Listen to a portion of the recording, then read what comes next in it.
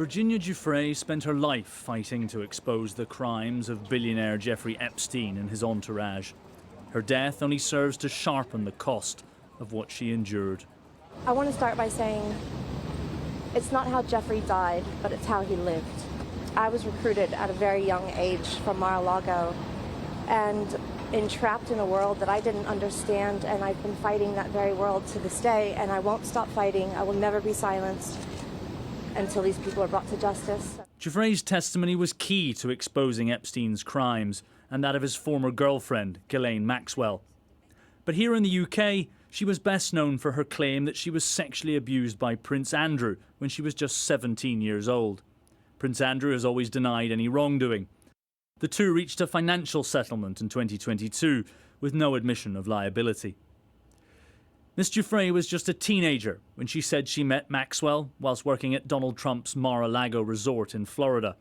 She claimed Maxwell and Epstein trafficked her around the world to rich and powerful men. Epstein died in jail in 2019 while awaiting trial on sex trafficking charges. Maxwell was later sentenced to 20 years in prison. She's worse than Epstein. She did things even worse than Epstein did. She was vicious, she was evil, and she was a woman. One lawyer for several of Epstein's victims described Giuffre's legacy.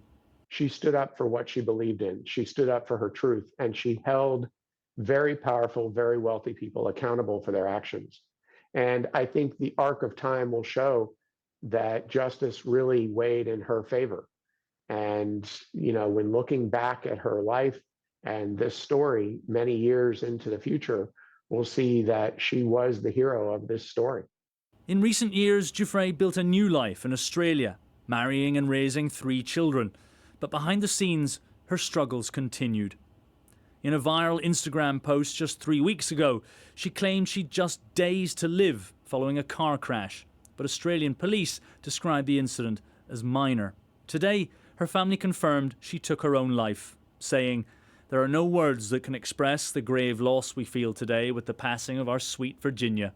She was heroic and will always be remembered for her incredible courage and loving spirit." In the end, the toll of abuse is so heavy that it became unbearable for Virginia to handle its weight. We know that she is with the angels. She was just 41 years old, a survivor, a crusader, but a wounded woman with scars she carried to the end. Matthew Thompson, Sky News.